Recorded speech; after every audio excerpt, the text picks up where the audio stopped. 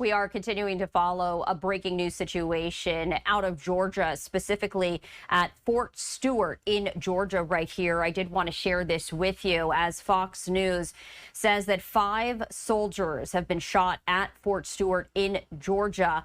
They say the shooter has been apprehended. So the very latest details, as I did want to share a little bit more with you.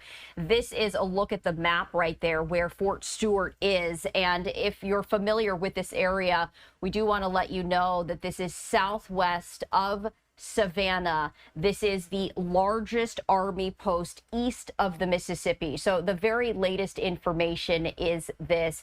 Around 11 this morning, a little after 11 a.m. local time, a lockdown was put into place at Georgia's Fort Stewart after what officials are calling an active shooter incident. They said that they had issued a lockdown for the base and the Wright and Evans Army Airfield. They said at the time, lock down your facility immediately, stay inside, close and lock all windows and doors, keep telephone lines open, and report accountability to your leadership. Army officials did confirm that that lockdown was put into place at 11:04 a.m. in response to an active shooter incident. Right now, they are currently assessing that situation right now. 5 people have been reported shot, and according to Fox News, that suspect has been apprehended. That is the information that we know right now. In addition to that, 4 local schools, 2 elementary and a middle school, have been placed on a soft lockdown after an abundance of caution, and the entire school district is closely monitoring this as well. For more information on this, I did want to bring in Bobby McDonald, who is a former Secret Service agent, and we appreciate you taking the time to join us here on Live Now from Fox as we continue to monitor this breaking news situation. Good afternoon. Thank you for having me. So, we don't have many details as of now. We do know that this is an active shooter situation at Fort Stewart in Georgia. And this is this is the largest Army post east of the Mississippi River. Knowing that, Bobby, what can you share with us in terms of the response, in terms of what is unfolding right now there on the ground? Well, the military is very good at responding to incidents like this. Unfortunately, they've had numerous incidents in the past at various other bases, so they know how to react. They know how to lock in place. They know how to take orders when that order comes down, to keep the phone lines open, to shelter in place, to do what the practices have shown us have to do when we have an incident like this, and how to remain safe. You're absolutely right. That is one of the largest bases around. I happened to do some work there with the Secret Service a number of years ago. It's a huge location. I think the fact that we've heard that the suspect has apprehended is a very good sign, but that doesn't mean this incident is over. You're going to have the Army Criminal Investigative Division come in, do a workup with local police, state police, federal agencies are going to come in, see who this person was, what type of weapon they had. Are they a member of the military? Did they have training? Were they targeting particular people or a particular location? Were they a copycat of something that we saw in New York last week? That's one of the things that comes into play here. So a lot going on. As you said, we're only about an hour and a half or just about 2 hours away from the initial report. So a lot going on down there, but we need to make sure that that base is safe and that there are no other bad actors out there involved in this incident. And given the fact that this is one of the largest Army posts in the United States, the layout of all of that, how does that factor in to a situation such as this, given the fact that it is so large and it has to cover a lot of ground right there? Well, our first responders there and our investigators are basically going to start at the point where the last action took place, which is obviously where the shooter was apprehended. And then we're going to work our way backwards. A criminal investigation is a reconstruction of the past. So not only are they looking at the physicality of that Fort Stewart and making sure that everything is safe there, now we've got to start the investigation on the information surrounding the actor, the bad actor, social media, interviewing their neighbors, their friends, mental health issues, drug and alcohol issues. Have they been recently let go from their job? All sorts of things now are going to come into play to see how this person came to develop this nefarious activity today, and obviously cause, I believe it's five, you said 5 people shot, obviously caused 5 people to be injured in this situation. Thankfully, we have not heard of any deaths as of yet. And let's talk about that. 5 individuals shot. We don't know who these individuals are. We don't know who the suspect is at the moment. But given the fact that there are, 5 casualties right there, 5 people shot, does that give you any sort of sense of, what might have unfolded or who might have been involved given that number? Well, I think, again, it's early on. Were those 5 people targeted? Was one person going to be targeted and 4 people got in the way before that happened? Were they all sitting in the same conference room and just happened to be in a meeting? Again, a lot of information that we really need to flush out because we are just really at the beginning of this. So you don't want to put the cart before the horse, but all of these things are going to be flushed out to see the whys, the wherefores, and the hows that this actually happened today. And you also referred to the mass shooting in New York City, and that's always, a concern as to when something like this happens. Could there be copycat incidents? And that is something you mentioned that investigators are going to be taking a look at. What's the line of questioning? What's the line of investigation when you do look into, a mass shooting such as this, and then you have to factor that out? What comes into play? Well, the first thing we're going to hope is that a bad actor here is going to want to talk to police and tell us what's going on in their mind, in their world, in their home, in their job. What's going on? What brought them to this situation today to want to inflict harm at Fort Stewart? Are they mad at the military? Were they dishonorably discharged? What potentially allowed them to get involved in this? And or did anything that happened in New York lead them to this type of activity at Fort Stewart today? A lot of times people get the impetus to do something after seeing it done somewhere else. So did the person do any advance work, figure out what gate to go in? What was the least monitored gate? What was the gate closest to where they potentially wanted to do harm? So did they do any advanced planning work there to see how that was going to happen? So again, we are really, really early on in this, and we're going to need a couple of hours and maybe a couple of days to figure out what actually happened here, and more importantly, why it happened, and even more importantly, how to not allow this to happen down the road. And Bobby, I did want to share this with you and our viewers right here. This is new information from Fort Stewart Hunter Army Airfield. It says 5 soldiers were shot today in an active shooter incident in the 2nd Armored Brigade Combat Team area. So we now know that that is the specific location where this incident unfolded. This goes on to say all soldiers were treated on site and moved to Wynn Army Community Hospital for further treatment. There is no active threat to the community. Law enforcement was dispatched for a possible shooting at that complex at 10:56 a.m. The shooter was apprehended at 11:35 a.m. Bobby, now that we have that additional information, the 2nd Armored Brigade Combat Team area, what can you make out of that now that we know the specific location where this all unfolded?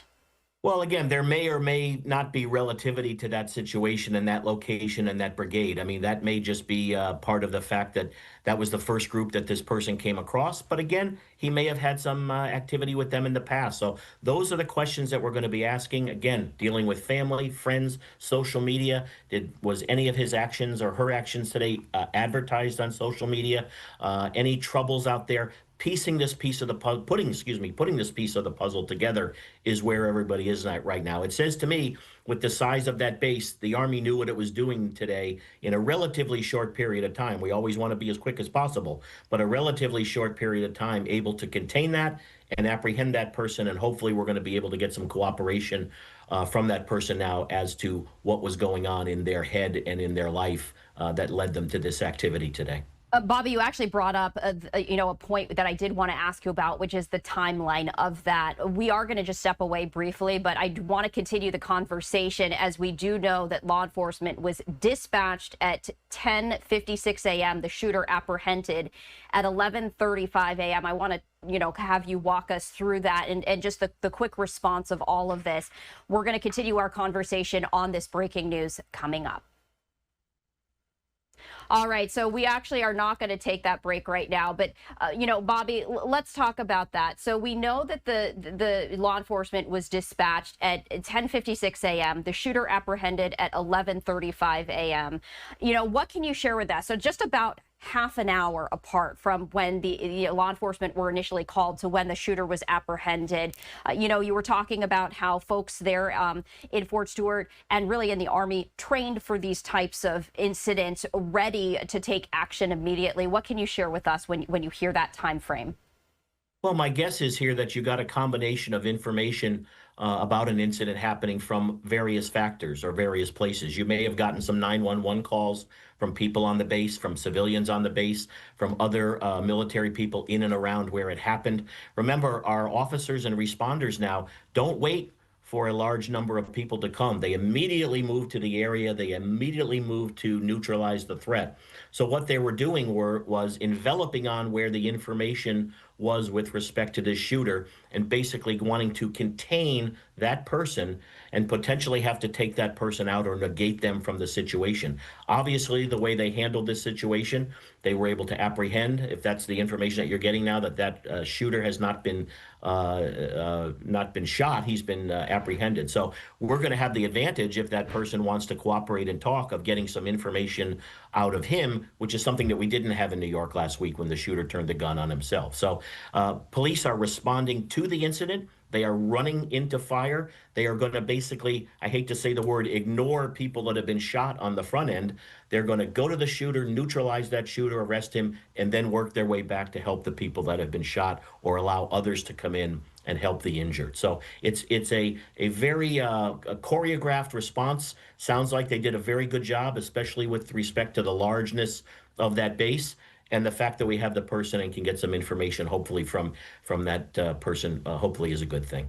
Absolutely. And I did want to share this statement once again to our viewers right here. If you're just joining us at this hour, coming up on the 1 o'clock hour Eastern and the 10 o'clock hour Pacific, 5 soldiers were shot today in an active shooter incident in the 2nd Armored Brigade combat team area. All soldiers were treated on site and moved to the Wynn Army Community Hospital for further treatment. There is no active threat to the community. Law enforcement was dispatched for a possible shooting in that complex at 10:56 a.m. The shooter was apprehended at 11:35 a.m. And Bobby, some good news in that statement right there, that the soldiers were treated and they have been transferred for further treatment. So as of right now, no one has lost their lives right there. And also important to note, no active threat to the community. So it does look like perhaps, according to the Army, it was isolated at Fort Stewart right there. Out of an abundance of caution, a number of schools in the area were put under soft lockdown. Can you talk to us, because this is an Army base right here. I would have to imagine that there is incredible security there at the base. Can you talk about the fact that, these bases are located with surrounding residential communities, but there is, incredible security there on site?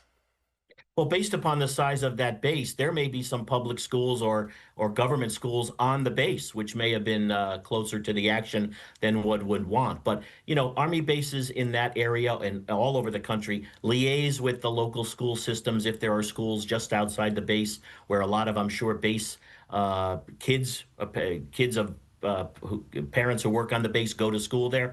They liaise, they talk about how the Army will react, and then good communication here. That's key to a soft lockdown. Maybe just everybody stays in their room, or everybody goes back to their classroom and they just put the shades down, close the windows, and move on, rather than anything more specific. So sounds to me like there was good communication here. Sounds to me like the Army has a wonderful relationship with the community on getting information out about bad things when they're happening, whether that be a fire or this type of a situation.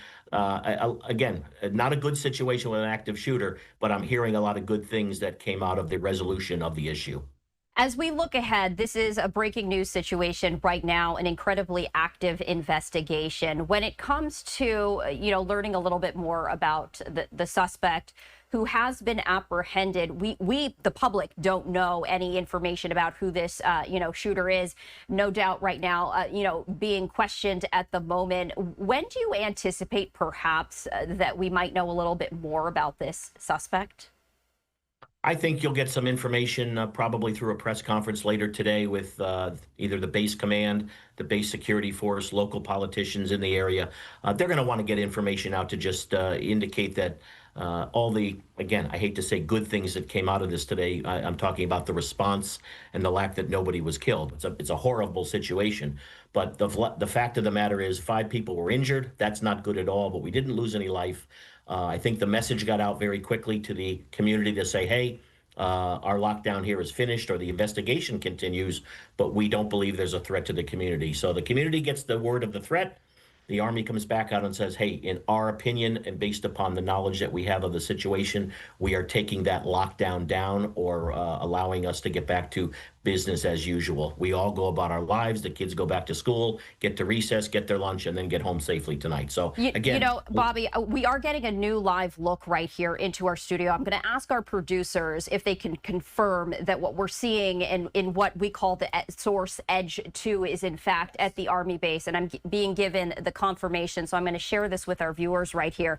Take a look at this. This is a live look right now at Fort Stewart, Georgia. And you can see, Bobby, alongside with our viewers, it's still an active situation, even though the shooter has been apprehended. But take a look at this individual there with his weapon drawn and obviously keeping a very close eye. The fact that there is no threat to the public at the moment, the shooter has been apprehended. Walk us through what is happening right now, because it still looks like a very active situation. I have to imagine that everyone is on the highest alert, even if the shooter has been apprehended. Sure, they're still clearing buildings, they're still clearing rooms, they're still clearing areas that were in and around where this action took place. An overabundance of caution. Yeah, there may not be a threat any longer to the overall community, but obviously they have some information there or are checking something out that looks like it's in an isolated area or that they're keying on, again, with only getting a small view there. But when weapons are out like that, there's still an indication that something may be out there. They're just being extra safe. They may be looking for a potential secondary situation of somebody now coming back to the base after the apprehension of the initial shooter. So, a lot of times there are subsequent things that we just have to make sure. We have to be extra careful, do our due diligence, and they're probably just on a heightened state of alert there and just making sure. You can see that's at a gate, and I'm guessing that that gun is pointing outside of the gate. So my guess is that's just an overabundance of caution to make sure that everything that went on has been contained on the base and that there is no secondary situation that potentially could rear its ugly head. And then also, I did want to share this with our viewers and with you, Bobby. It says from the press secretary of the White House, Caroline Leavitt, the president has been briefed on the shooting at Fort Stewart in Georgia. The White House is monitoring the situation. Given the gravity of all of this, and thankfully, as we know now, no one has lost their lives. But given the gravity of the situation, with the president being briefed, it takes on, I would imagine, a different lens when it comes to the investigation. The fact that this was on, an Army base right there. How does that change, if at all, the process through which the investigation goes through? Well, I think the investigation obviously is going to be led by the Army, the Criminal Investigative Division, in concert with other partners that they work with in and around the area. They're going to investigate it just like any police department investigated, getting all of the pieces of the puzzle together, finding out as much as we can about that individual, making sure that we're taking care of the victims and the victims' families. They need some attention today now. We don't want our military people to go to work and have to worry about a shooting on base, let alone when we send them to war. So a lot of things that are going to go on here, a lot of pieces of the puzzle. Again, the Army is a huge entity, and they have the resources of counseling and medical situation and transportation and all sorts of stuff to be able to investigate this crime. They'll be on this They're on it now, and they'll continue to be on it until we get the answers that they need. Again, as I said earlier, I hope that the bad actor here is cooperating with the officers and the CID so that they can get some answers and put the piece of the puzzle of this investigation together and get some closure, although it will be a while.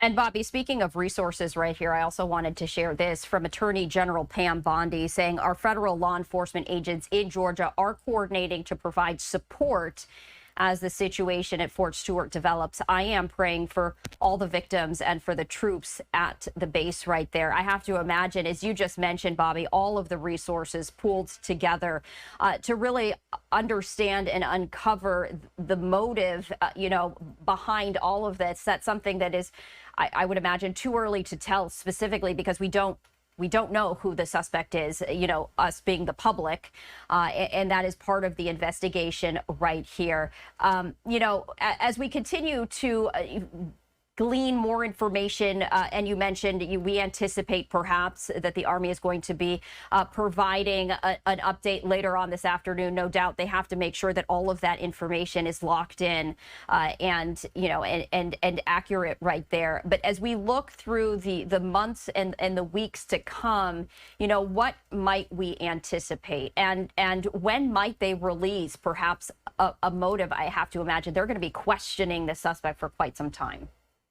Yeah, I think that we're going to see a resurgence of looking at policies and procedures around all bases in the United States. Again, anytime we have a situation like this, we need to learn from it. We need to build on it.